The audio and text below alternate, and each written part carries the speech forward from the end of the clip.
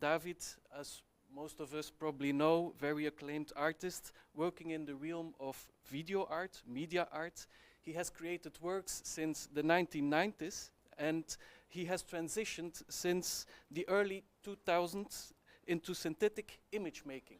So he has a studio where a lot of people are working, and we were wondering what new technologies would mean for the studio.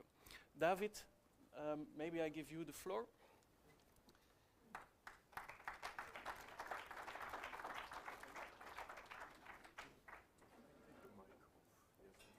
Yes.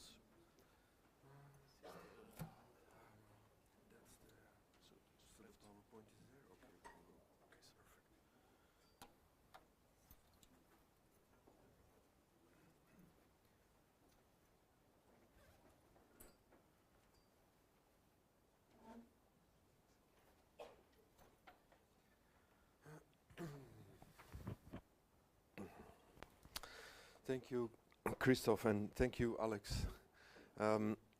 If I would have introduced Alex, I would have said he's an incredible virtuoso and very broad spectrum of interests, and as you have seen, he didn't disappoint. But he's, of course, worth many more hours of great conversation, so I hope I can say a few things about, okay, so just a moment, you have actually put the PowerPoint, the previous version, not the final version. So we'll do with this. Normally, the first slide would have been an image of all the different projects that I did or that I tried to do working with AI in the past year. And with my small team, which now is growing a little bit, thanks to, among others, projects that we started and didn't get finished, that grew bigger, we have precisely selected one, out of which finally we are producing a piece. All the others are, well, ideas that came from the shelf. And when you, Christoph, approached me to be part of this research trajectory, it was clear for me from the start that I wouldn't go, that I wouldn't leave my territory very far, that I would be kind of stubborn, basically uninspired artist who just appropriates what is possible with AI and assimilating into already existing pattern of work. So we took off the shelf several ideas that were not realized, and we tested them. A year ago, that's an eternity in the development of the tools in generative AI, especially in image and photography. So you'll have to forgive me, there'll be a lot of naive stuff. While I was making the PowerPoint, which is not the PowerPoint, I also forgot nicely to include my thoughts on language and the brain, and on visual processes and the brain, which is, one could say, it's been a bit of a passion, derailed passion. In no way do I have scientific claims, but I have been lucky enough to speak to a few very interesting people, listen to hundreds of hours of podcasts and read some very interesting material. And I will, maybe at the end of my talk, I will then end with a slide where I gathered what I read in the past year. So, without further ado, why do I show you this? Black and white paintings. And, well, quiz question. No? We're at school. What do these artists have in common? Apart from the fact of being 19th century, all male, all painters, and all French, if I'm not mistaken. Any idea?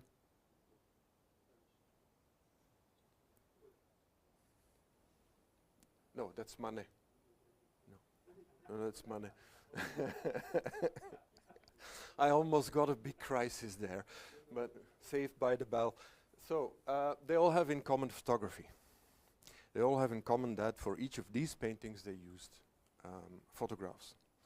With Cézanne, who I will elaborate a little bit more in a moment, it's kind of striking because the photograph is very awkward, just like this painting, which is, if I'm right, from his, well, we divide his career in 4 periods from his first period. La période couille, the ballsy period, it says. Dark and very kind of almost clumsy, purposefully. Of Monet, there is actually a postcard. They were very popular at the time. They were in black and white, so if you kind of delete the color in the Monet paintings, in the studies of the Cathedral of Rouen, they are. There seems to be some echo of that work. With Manet, there are many different theories that actually I don't know, but one that I realize is true is that the seven-man shooting actually are in his archives nicely portrayed, next to one another. So he must have really, in a virtuoso way, have turned them around. Striking because one always thinks that 19th century painting and art in general, we all know they had a relation to photography.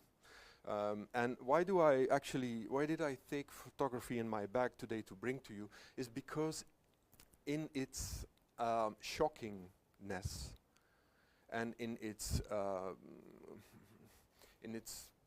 power, it sent a message to artists of that time.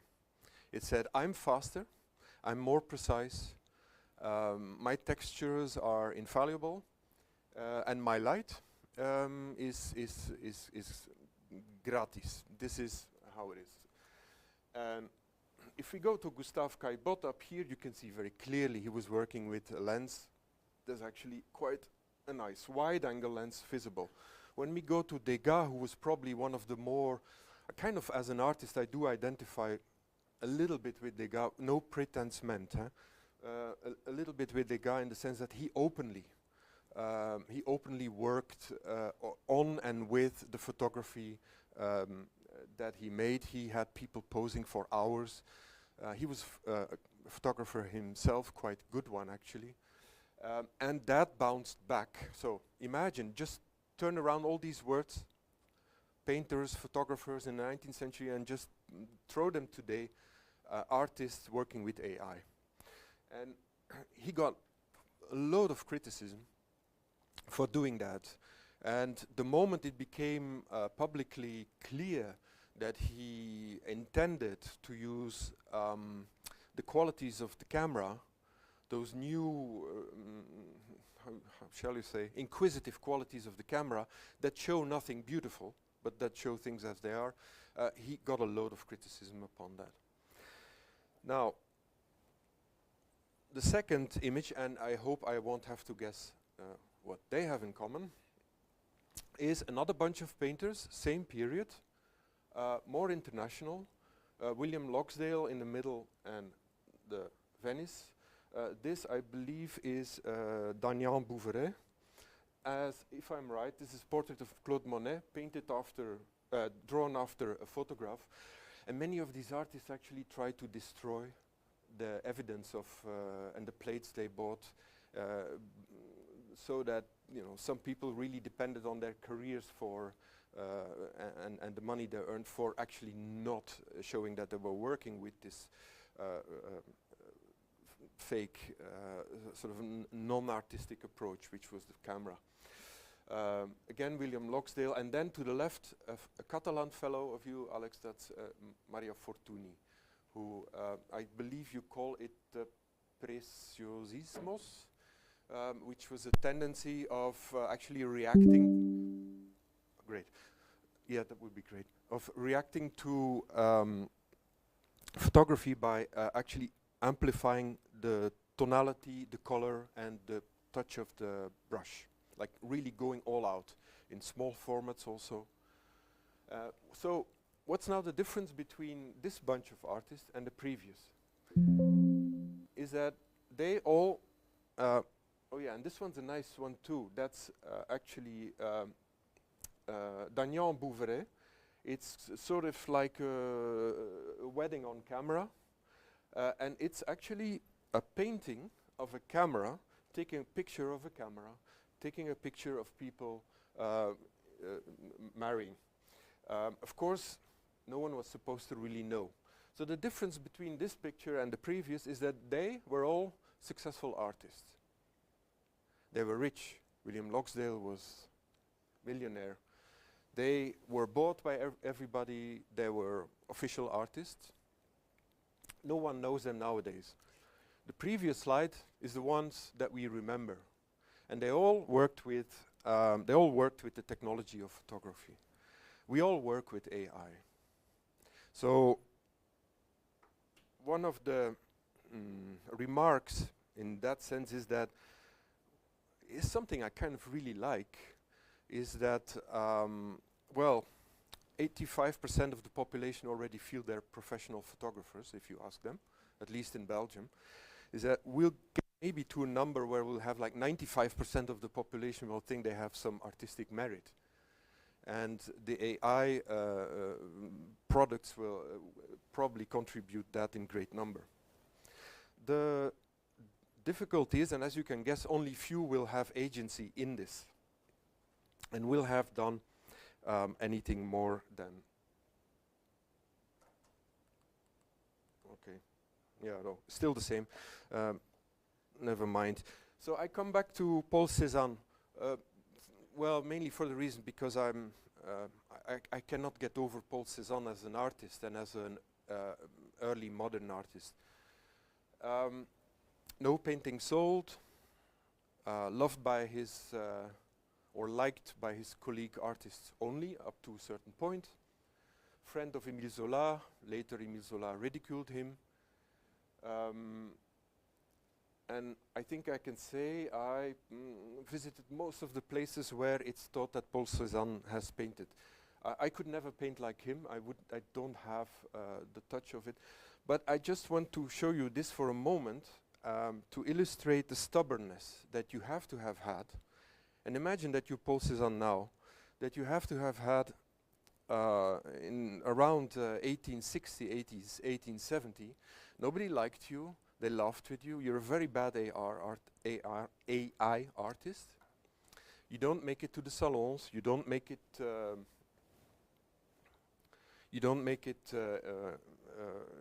Well, you don't sell. He was wealthy enough to survive, and you do this your entire career.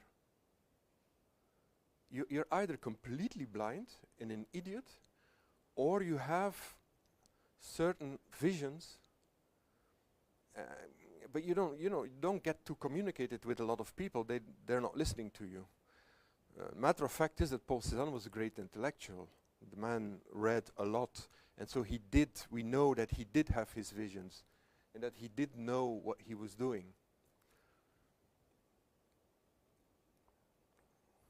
No problem. Well, that's that for my 2 minutes of Paul Cézanne praise. But well, just you can. The nice thing with this is, with this kind of metaphor, 19th century metaphor, is that you can really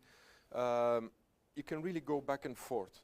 Because 19th century is very fascinating in a way, in many ways, many more ways. History doesn't repeat itself, but who is it that said it rhymes? I think it's Stephen King who said that, if I'm not mistaken. Let's see if I have the first. No, I don't have. Okay, we go further. And the 19th century is, well, is where we were once confronted with something that we now know as like one of the most important confidence systems that we have witnessed in the past 200 years, which is the advent and the industrial development of photography. It's hard to overestimate, the how religious we all are in regard to that. And of course, you can imagine photography is also the thing that broke my heart when I was a young man, and I fell in love with, and never got away from. And you can imagine that doing a research trajectory and even starting to work with generative AI is not so easy. So why do I show this little drawing that I quickly made is because we always build new boundaries. We always create new horizons, right? And at one time, the reaction to this triangle between the operator of the camera, the device, and the world out there was really an incredible amount of endorphin, dopamine. This was just kept your memory of life for eternity. We could finally be Ray Kurzweil for a while. Yeah? That rhymes too. So authentication that we had with these, I will say roughly 180 years of trusted systems, which we need if you want to be family of one another, that's what you need.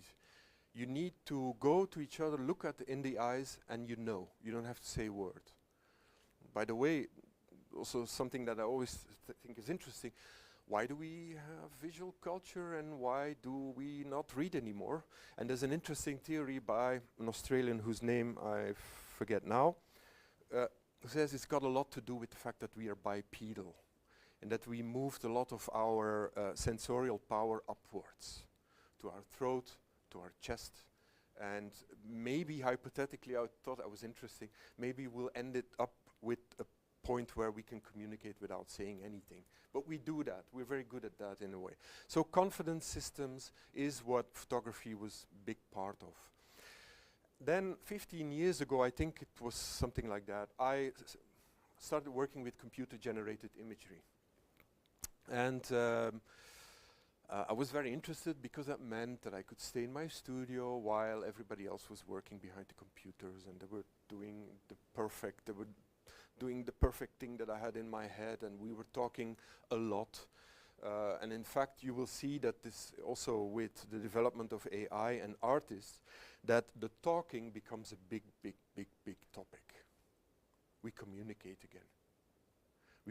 We have to speak, we have to deliberate, we have to make consensus before we crystallize anything that remotely looks like an image that we could all understand.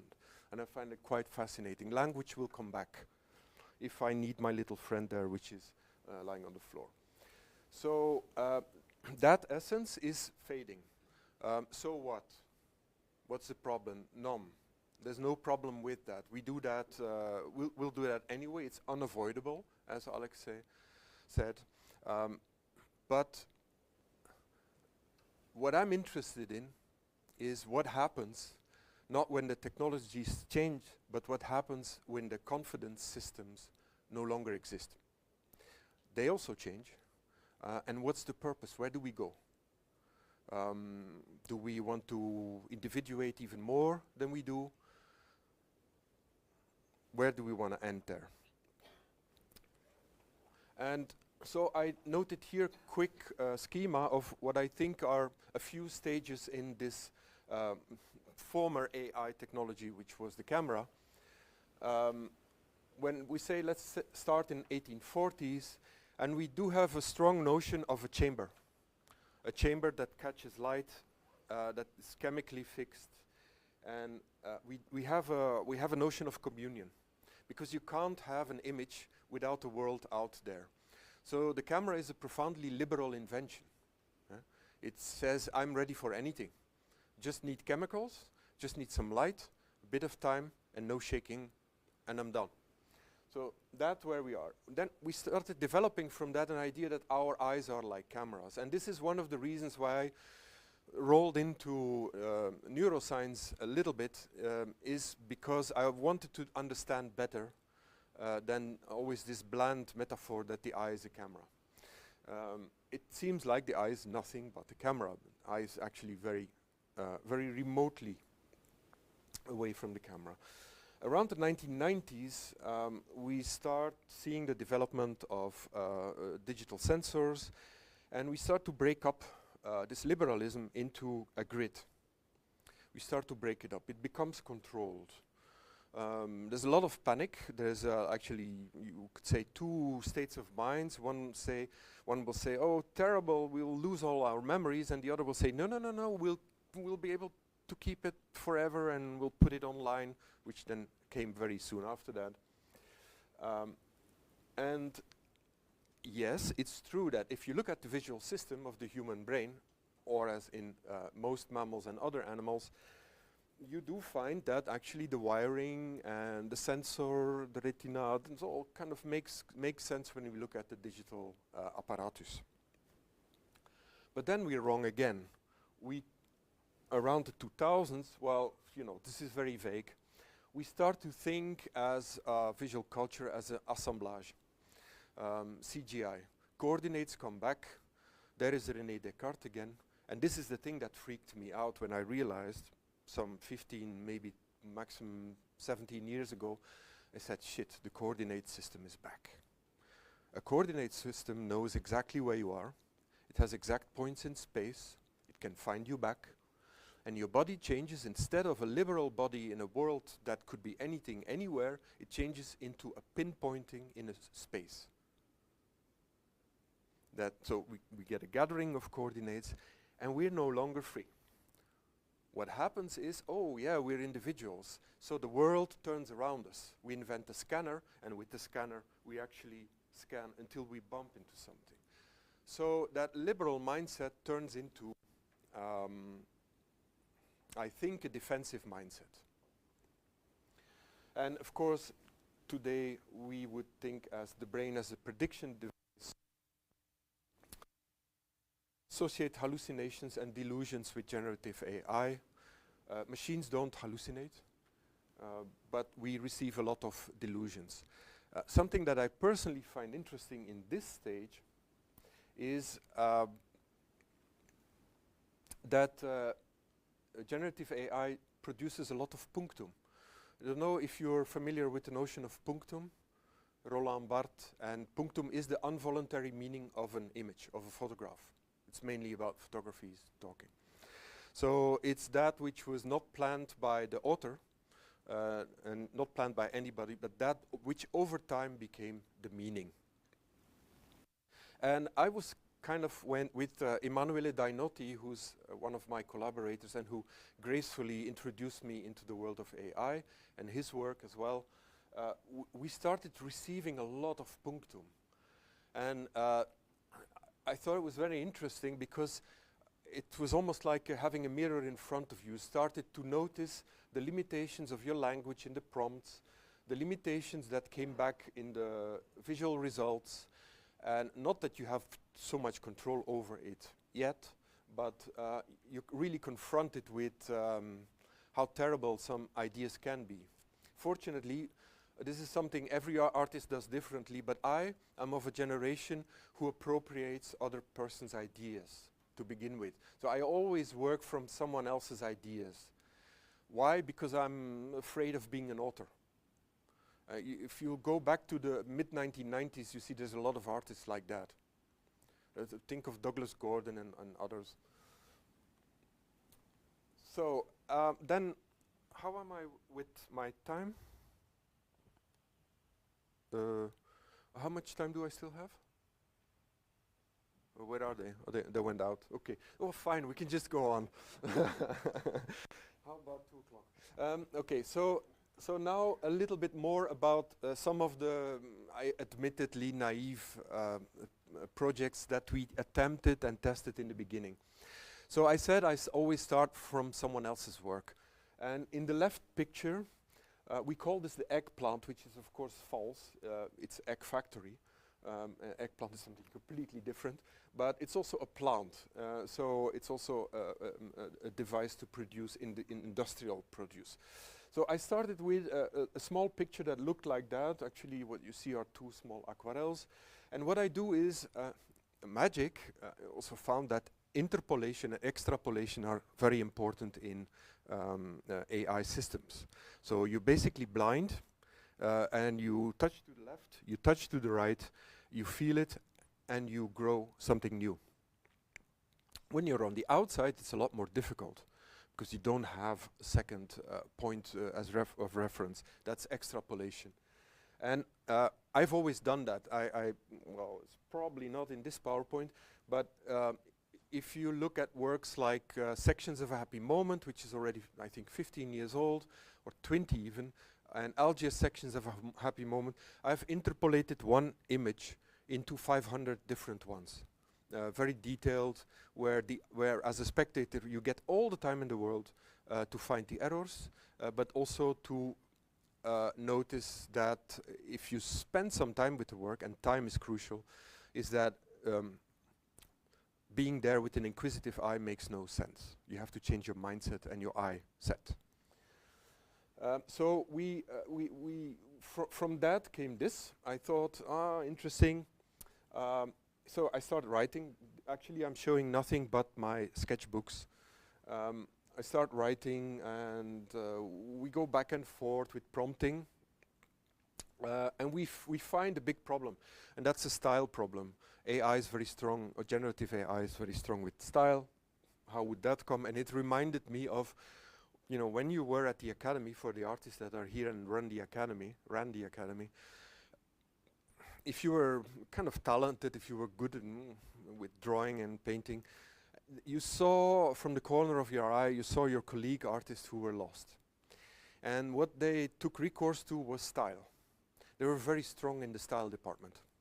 They went very high, very abstract, very quickly, while the others just tried to learn a craft, which was my case.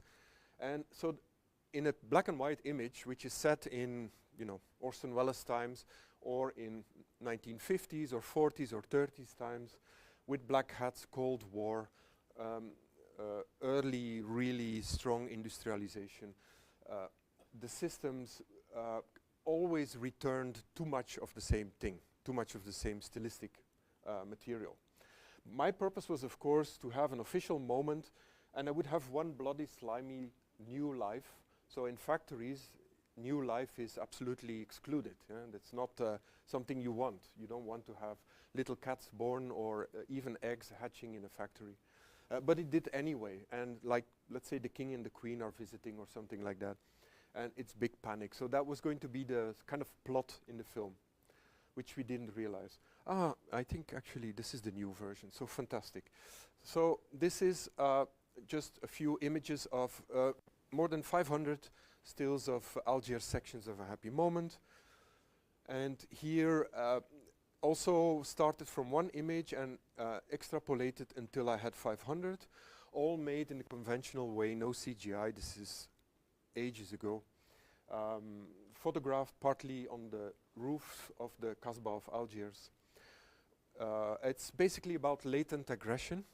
So it's a nice moment, we call it a happy moment. But the longer you sit, the more doubtful the situation of the sunny light and the happiness becomes. But I'm not someone who chooses sides. That's why I love the brain so much, because the brain doesn't choose sides. It's the magnificent thing of that organ. It doesn't know how to. And yeah, again, one more of these diary books, funeral dress code, while being at the birth clinic, this kind of stuff we got back. You see how this is only a year ago, or maybe a little bit more. Millions of eggs contaminated by life. And I, instead of, while being very skeptical, I kind of blossomed. So meanwhile, I see two periods in, so the ideas you have to have. Yeah? If the ideas come from AI, I'm sorry, really sorry for you. I won't be part of that. The ideas you have to have, but the beginning, the research period, and especially the post-processing, which is for people working with optics, is very interesting. Meanwhile, I'm also trying to understand a little bit how large language models function. So again, some more testing, all very quite naive. We breaking up the characters and trying to give them individual identity, and then put them back into the factory, so that maybe there we could enlarge our space and our points of view. And then we got a nudity warning. I showed this because it was kind of baffling, but that's how you see. So this is an interesting thing. Do these models, do they actually have a body or not? And I'm inclined to say yes, actually they do, but it's just a body that we can't grasp. It's a non-optical body. They don't have access to locomotion, so they don't have access to how the world is out there when you're in the forest running or hiking. And they will never have that. But they do have some kind of body, and that body is some kind of gigantic rhizome of networks all over the world. It doesn't mean they don't have an embodiment. This one I liked also. We requested Orson Welles style portrait, and it resulted in a kind of nasty portrait of Orson Welles without a beard. Then also the killer kits. Like, it is very difficult to get your system going, at least in the beginning. So at this point I was already kind of starting to give up. You know, clearly people, it could have been Adolf Hitler looking at something that he doesn't know what to do with. Style overload, of course. And then the nicest one, this one I like particularly much, they we got a return with eggs were hats, and when I looked closely they were actually omelets. Yeah. So I thought that was actually really quite beautiful to but you have to have, you know, punctum is not something that the machine produces. That's the body produces punctum. We do that. So and then that's I will go very fast. I hope. Well, they're gone anyway.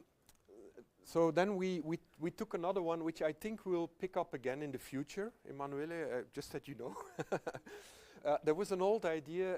It's almost 20 years old, where I wanted to portray a man, or it was actually a male character in a forest, early morning, with the fire still fuming a little bit. So he spent his night there. But we don't never get to see the person.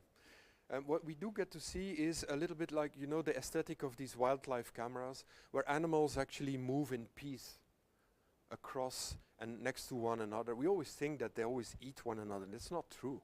They have this kind of agreement with one another to stay away far enough.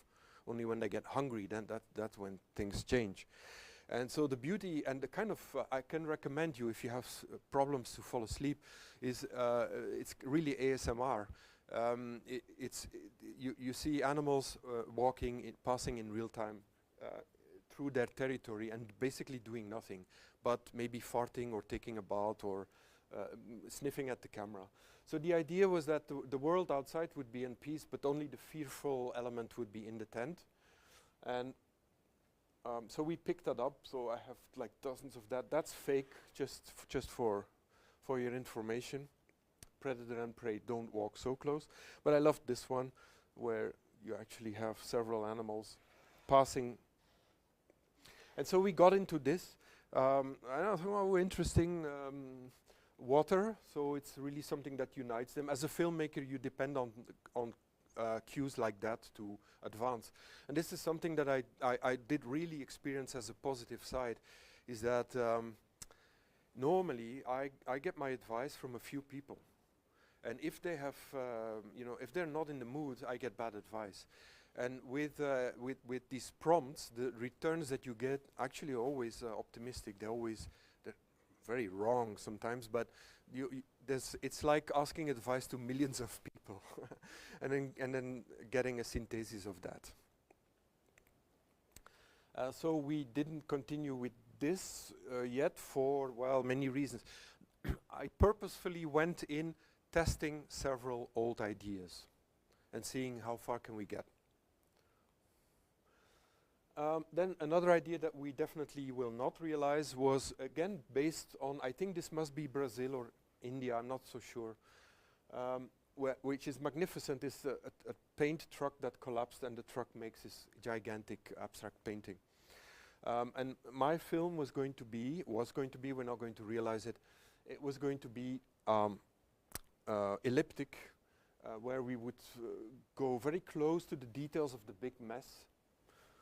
Think again, the industry, of course, the incredible abstract beauty. And I thought, that's going to give me a lot of pleasure, and including my spectators, we're going to show them half an hour of abstract painting, basically. And then only at one point they will realize it's an accident. It was not. So we worked with that, and some interesting returns came. This I have because that's comfy UI, that's interesting. platform with which you have relatively a lot of control. But again, this is already months ago. And like I love things like this, like the markings of the road which are above the covering the paint buckets. Or it has replaced the paint buckets with canvas. Of course, here you would say, yeah, you're hallucinating. And then I realized also that because it sent back these trucks that we associate with this well-known truck art in India. And these are things that normally you wouldn't think of, because we're not really a research team. Huh? We are working with loose ideas, and then if they're exciting enough and everybody agrees, then we go all for it. But we didn't do that. Yeah, every now and then I note random notes from talks that I listen to or books that I read. Among others, amnesia in patient, the famous patient HM. Then a project that we do realize, but that's been in the fridge for a while because it's, it's proven to be a nightmare. So the platform which my studio is working on is traditional cinematography, computer-generated imagery, and I'm very grateful to include artificial intelligence or generative artificial intelligence.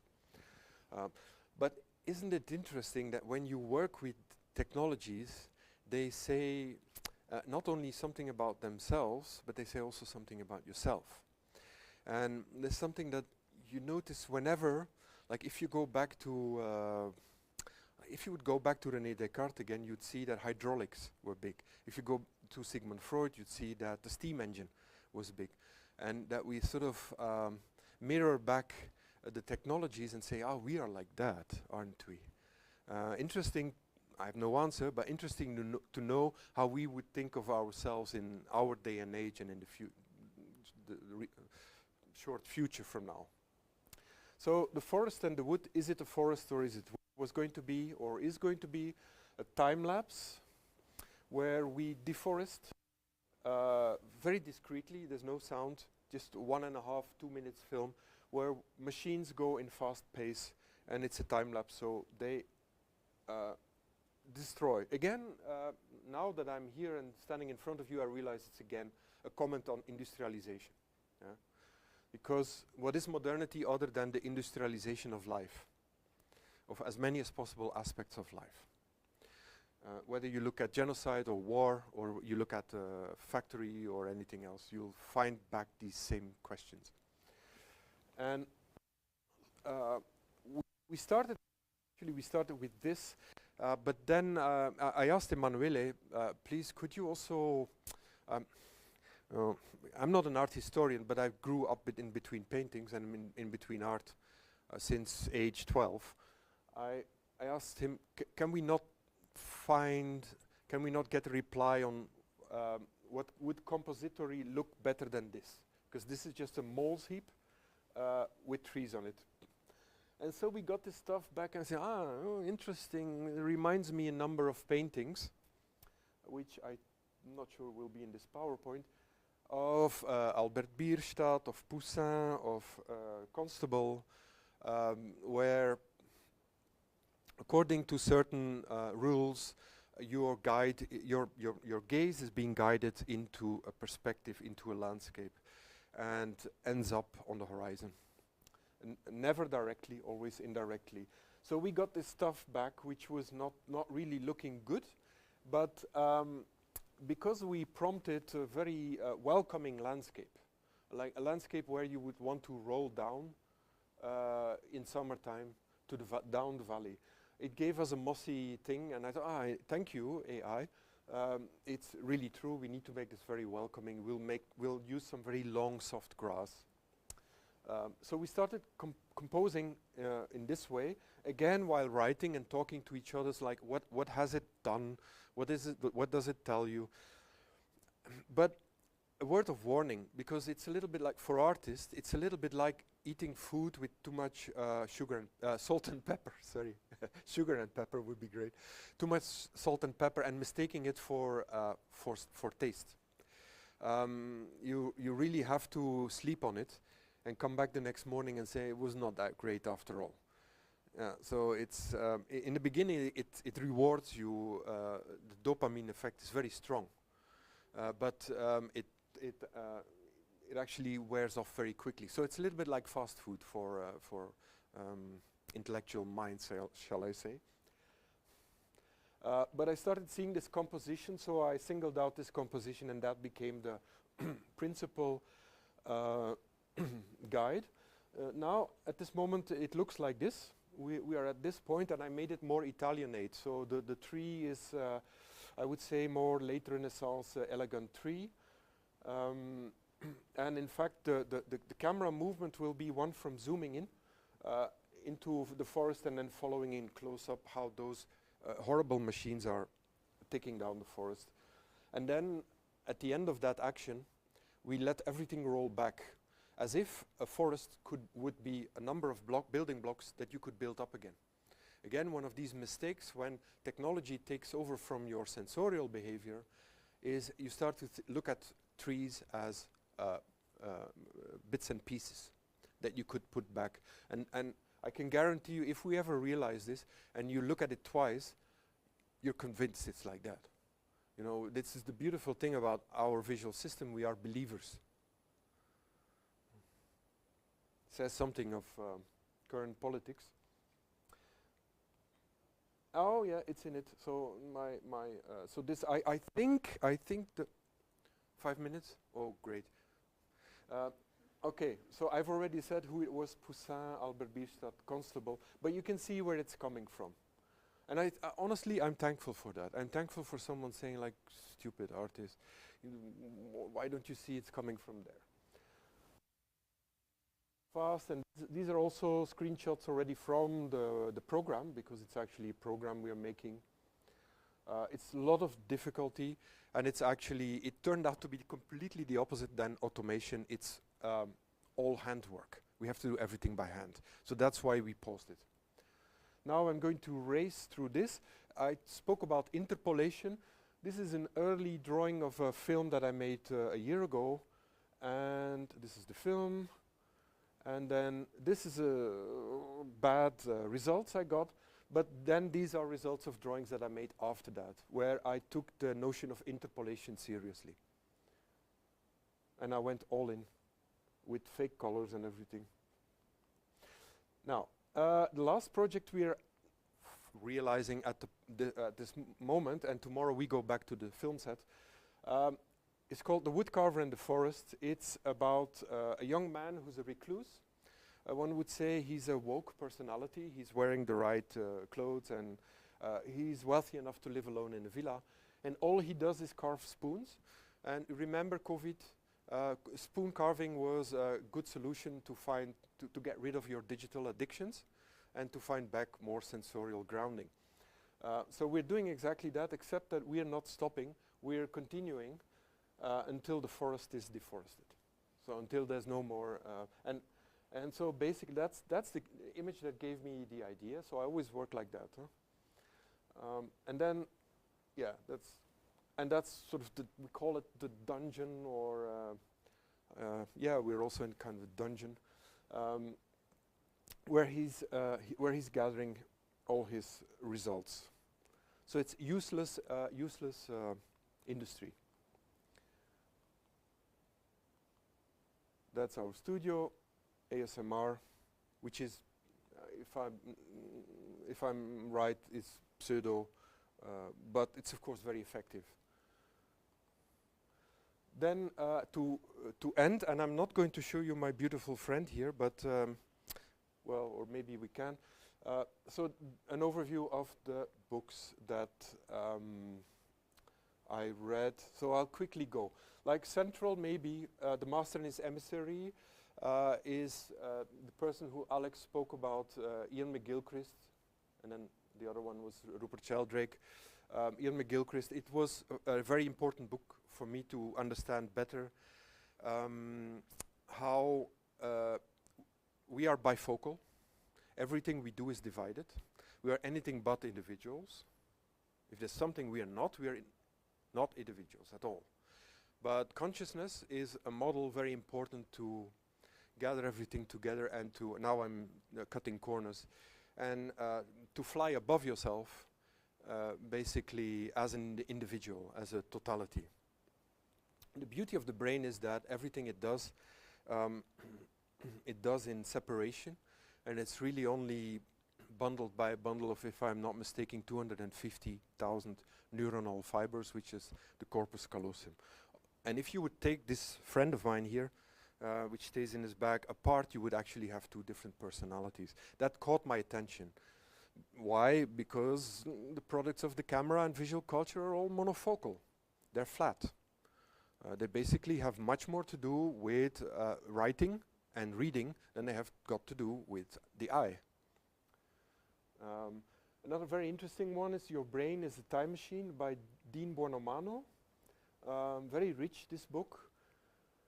Then again about bicameralism of the divided brain, Iran Zaidel, who's worked all his life to this topic. And yeah, it's often considered to be a career-limiting part of science. Then Foolproof, interesting, with of course the United States and definitely also Russia, but not for us. Sander van der Linden, nice book on conspiracy theories, and he developed, which I think is a pseudo remedy for it. Then of course Atlas of AI and Melanie Mitchell, I think you might know that. Technological singularity from Murray Shanagan, I wasn't so convinced, and later I learned he wasn't either of his earlier book. But the thing about technological singularity and singularity in general is that it seems to me we achieve some of that with each technological progress, where it actually, yeah, okay, I should quit. So, and then, but take a picture of this, Michael Graziano, very interesting. And then very amusing, Phantoms in the Brain by, well, not by Oliver Sacks, but V.S. Ramachandran, who is the most tasty author when it comes to describing brain lesions and traumas and terrible accidents, and in a very tasty way, very, very skillful. Voila. And I think, oh yeah, that's Hans Bart, that's mine. Thank you.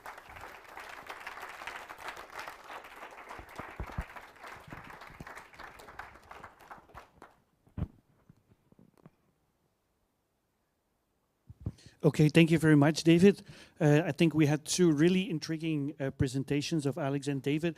We would like to open the floor for some questions. So first of all, I would like to invite Alex back to the floor, and David, please take your time, reinstall everything so that everyone's back here, and we can open the floor for some questions and discussions.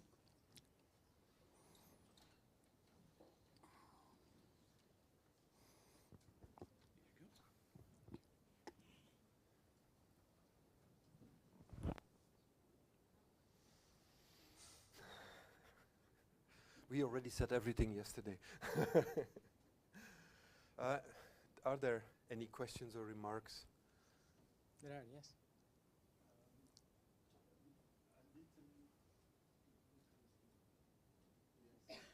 Closer? Yes, it's good.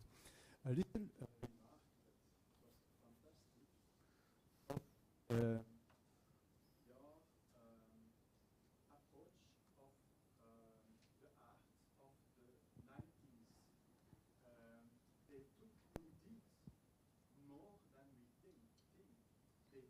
Photographs to do their works.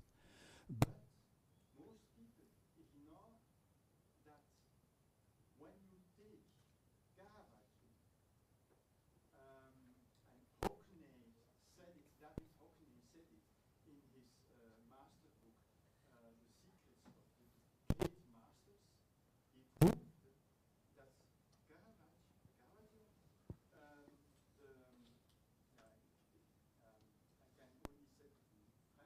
You can say it in French. Obscura in Italian, Camera Obscura, and that is proved with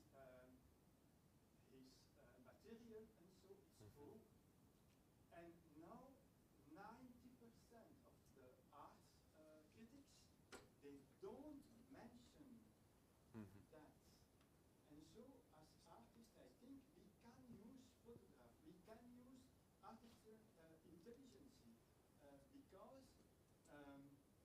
it's no, a middle, Mhm. in English, Means. like Photoshop, like other things. It's only a phase, an approach to our work, and then it can only maximize our work. Our work is never copy of photos, never copy of EA. EA is fantastic to go farther in our art. Mhm. That's a good remark. I second it. It's a tool. AI is a tool. I like what you said.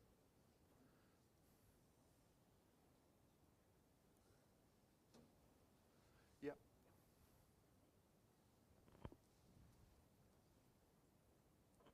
Hi, thank you for these very interesting presentations. Mostly in your presentation, you talk about brain and input and re-elaboration of brains, of what the brain can, of the input of the brain. But talking about creativity, and in the second presentation, there was more about experiences. So we have to take into account the body, so the experience, the tactile, and that's something that AI cannot replicate. So also in paintings or in a piece of art or a piece of music, a performance, there is the gestures of the artist that the AI cannot replicate. And also we talked in the first presentation there was talked about transhumanism, but what about posthumanism, that instead technology is really part of the humans? So maybe we can make a discussion on these two elements, so embodiment and this cyborg view for regarding posthumanism. Thank you. Can I start? Yes, thank you for this. The body is central in this discussion. I agree.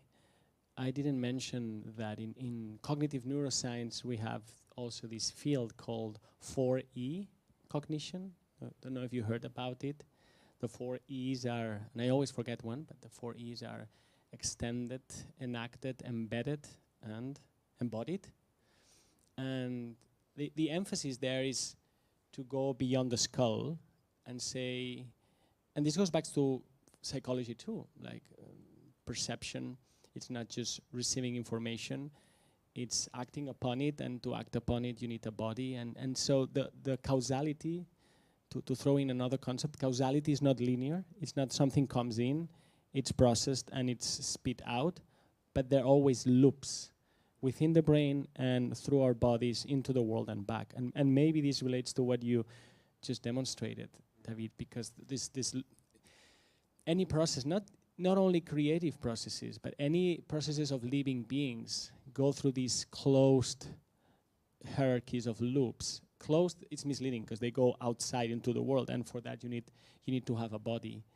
And so this 4E cognition field emphasizes that. I don't know what you mean by post-humanism, but it feels like we're at the crossroads, and there are different ways in which people are imagining what the future human may look like, and transhumanism is one of them. And I think we need to imagine other possibilities, and that would be the post-human, also post-truth. I mean, there are many posts. But in my community, we also speak about post-materialism. How would a neuroscience look like after materialism, which maybe has to do with the end of modernity. But also something, it was a good remark, something that I started to realize a little bit more explicitly, is that we tend to look at the brain as a processor and the body as an encasing. And most of us think that we have our memories in our mind is in our brain, whatever that may look like. And so this fight that we have with embodiment, which is historically, one could say, a long fight throughout philosophy and the way of looking at life, which comes back in its horrible way whenever there's conflict or war, and you really have to approach the opponent as a disembodied thing. And one of the things that I find interesting in working with AI is that you do realize how idiotic this idea that your memories would be stored in your brain is, or that your sensorial perception apart from your ears and your eyes would be limited to your skin. That basically the border between yourself and the world would be your skin. And I think it questions the idea of the individual embodiment that we have, which I'm not entirely sympathetic to either, because it says you're an individuum. And but the little bit that I know of the process of life is it contradicts that. You are connected to so much, not in a metaphysical way, but when you're, for example, we know from the study of monkeys that they perceive while they're anesthetized, the neurons are firing away wildly when someone approaches like a meter from them. There are theories that I map the memory of the world and I store information in the objects around me. That doesn't mean in my brain, so I don't have the GPS coordinates in my brain, but I store that material. And it breaks up the idea of the individual embodiment, which in my feeling doesn't hold very strong either. And I know that Alex, in one of the conversations that you had with so many interesting people, you mentioned your interest in extraocular vision, which is of course what you see when you're working with technology and AI as well, except in a different way. But I thought it was interesting to also understand that vision is not a product of the eyes. Vision is a product of how you woke up this morning, who you were born from, what the last 2 generations of your ancestors ate, etc., etc. Also, that is embodiment. Yeah, there's this notion of affordance. I don't know if you've heard about it from ecological psychology. It's simple and it's fascinating because it's also related to Henry Bergson's philosophy, because I like it so much. He says perception is virtual action. That's what perception is. So affordances. We see a chair because it's sittable. It's a place where you can sit. But then if you can also discover other affordances, and if you don't have them, you don't see. So affordances allow you to see. The same way that if you've never been taught how to read music, partiture is just lines and dots. But the moment you learn that, then you see something else. And 2 more things to add to your comment, which is very interesting. Thank you. Is AI. In the middle of the previous century, with behavior turning into cognition and computation, and people started thinking, well, maybe we can build computers that are like brains, but then they did this kind of quick swap, and they say, well, now brains are like computers. But then the idea of intelligence has mostly been dominated by, if you remember, what they first attempted is to beat machines that would beat humans playing chess. So there's something about games and disembodied games, because it was chess and then it was Go, and it was very successful, but it was never the Olympics at gymnastics or playing pool, for instance. They weren't embodied games. They were very abstract games, and now they're not working so much with games, it's more language. But these are very disembodied forms of intelligence. So the body needs to be back. And another thing that you also were mentioning, David, is development. So, I have daughters, and you see how they grow and they become intelligent, and it's through their bodies, but also through an unfolding that takes place during the years, and it's like a plant growing. And we often imagine that these machines or these algorithms are to be created like immediately, like they're programmed, but they also need to have a history. I mean, this is biology at the end of the day, but biology is so dominated by reductive views, whether in genetics or neuroscience, that we forget we need kind of an embryology of a development. And your work also shows that process of building. So bodies and development are very important here. It's a little bit a pity that intelligence is it seems to be nothing left than the model of intelligence as a competitive model. One going faster and better and more powerful than the other. Which when you look at other organisms, organisms, you see that we're very efficient with energy, while that type of competitive intelligence, artificial intelligence, is very wasteful with energy. So that also remains to be seen how we're going to look at that. But what's for sure is that I think it's easy to say that we can compare it to this time that we go through. That it's crucial. Like the revolution of the internet is like the teeny tiny ant compared to what's happening now. And each time, what I always find so fascinating is that what you say is right. We quickly turn it around. We look at the technology and we quickly replace what we think of biology being technologically driven, or becoming technology. And this is one of the fascinating hypotheses, although very probably wrong, by Ian McGilchrist, who posited that this is no coincidence. Humanity has been, and he says modernity is extremely important therein, has been shaping its model of technology and its model of itself in a particular way, which allows the domination of, I would say, one-sidedness. We won't start about left and right brain, because that's really too, or at least I want, too sophisticated.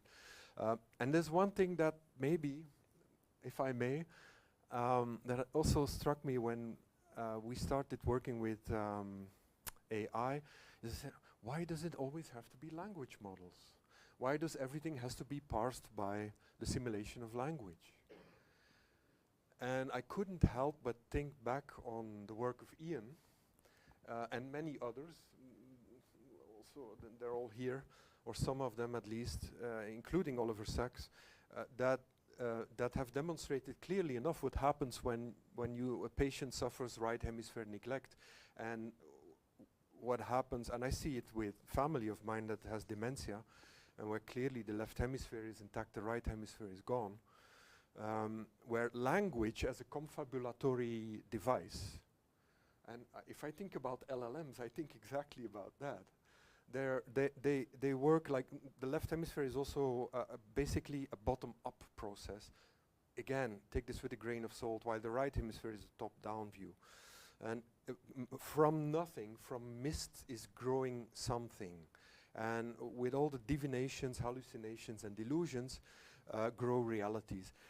And I have no idea if this is just a correlation that I'm making, which is completely ungrounded, or if there's more to it. I think Ian would probably say this might be more to it, but I'm not so sure. This is a question more than an answer. It's never black and white. I mean, language can be used for its most amazing use, which is poetry. But then if you're too logocentric, then everything needs to come in words. For instance, in the work we do on near-death experiences, you ask people to report. But when they're in those states of consciousness, it's really hard to just put it in words. I mean, it sounds cliche, but it is. But what if you would ask them to draw it, for instance, right? Use other modalities to express.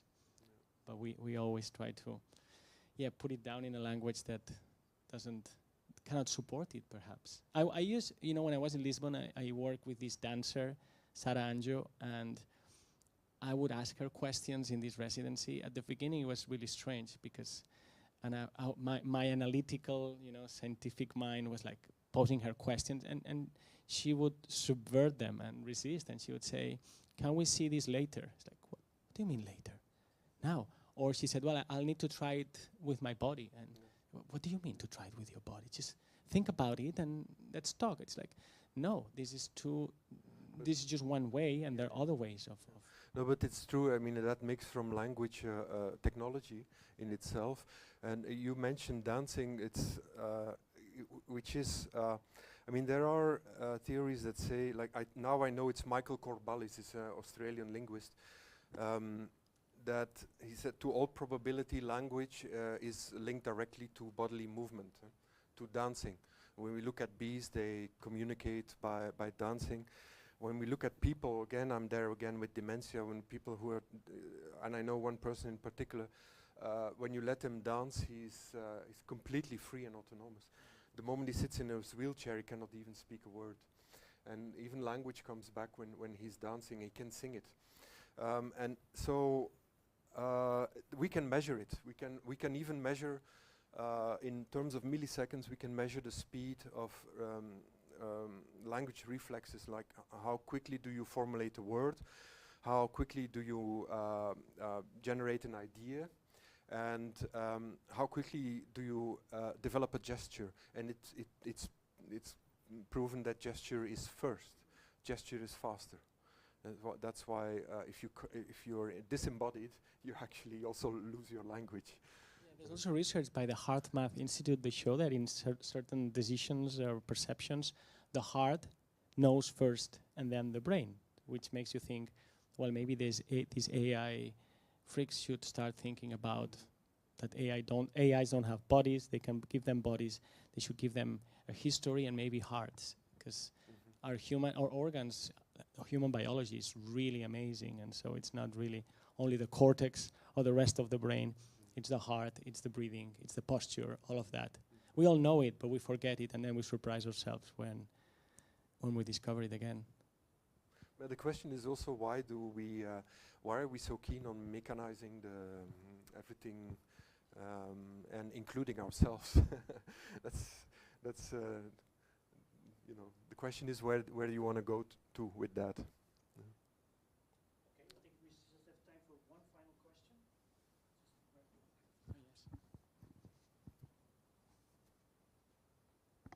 Okay, so my question is mostly for Alex, but it's, what are your thoughts on innovations such as Neuralink? And since you've talked about transhumanism and possibly also its effects on creativity and even democracy, which you mentioned is an aspect that's in danger. And well, you know, Neuralink, they say as a tool with which you can do basically anything, because you can get the knowledge about things such as law or history or whatever. But of course, I believe it's a double-edged sword, because it can actually be used to manipulate populations towards certain tendencies by just, for example, making the brain be positively stimulated when seeing certain things or hearing certain information. Do you think this is the beginning of erasing humanity as we know it? You sound like a journalist, oh my God. The answer is always yes and no. So first, I think in Neuralink they promise things that they hyped it a lot. It's like the AI, as I was talking, there's something very dangerous about it, but at the same time, come on, it's not gonna happen so soon and the way they tell it. So that's one thing. But what they're proposing is, of course, inviting the privacy of our thoughts. If we don't really have any more freedom of speech, then final frontier is freedom of thought, right? So if they do what they say they can do, then we should be very worried. And again, don't say it was inevitable. Put the brakes before, because now they can access your thoughts. Now, interestingly, I was in a neurotech meeting last week, and there was a guy from Neuralink there. I didn't talk to him, but I talked to the people, and they were mostly, neuro engineers. And you realize they're very nice people. Like, they are trying to do two kinds of miracles with technology: restore sight and allow people who are paralyzed to move. I mean, this is good. This is good. But then I realized two things. So one, if you ask, I mean, I gave them a little bit of what I share with you today, and I'm not sure they get it. It's like they need to be so concentrated. First, they think they're doing good, and they're doing good because they try to help people. But they think, well, if I can help this person and that person, but that can also be used as an excuse, because yes, restore sight, and it's really amazing what they can do. But then what comes later is all the things we didn't want to, right? So I joke they uses as excuses. There's some good uses, but they can be used as excuses. And the other thing is that they need to be so they're spending their hours just tuning the technical problems of the tungsten whatever material that they're using so that the implant doesn't get bleeding or that there are no infections. So they need to be ultra specialized, and so they don't. It's like they see these leaves of these trees, but they don't see the forest, and they don't have people around who see the forest. So yes, I think it's on the one hand, it's as I said for my second title, it's wonderful, dangerous bullshit. But on the other hand, if they do it, then we're really screwed because. And people would want to do it. I know people would offer themselves to have it because we want more and more. And one last remark. It's funny because Neuralink, by connecting our brains and so on, promises what all traditions already say. They say our minds are porous. Like I spoke with this anthropologist, Tanya Lerman, and she studied how people in different places of the world, her book is How God Becomes Real. And people have the belief that our minds are already porous, that like little holes, and we can think what others know what other people think and feel what they think. Again, technology is doing the same, but through a very different. So in this to close it, in this bifurcation I was talking about of trans, post-human, maybe it's not either or. Maybe there's a way to kind of bring them back together, but it's unlikely. It's unlikely because of all the isms we've talked about. Thank you very much for the really intriguing conversation.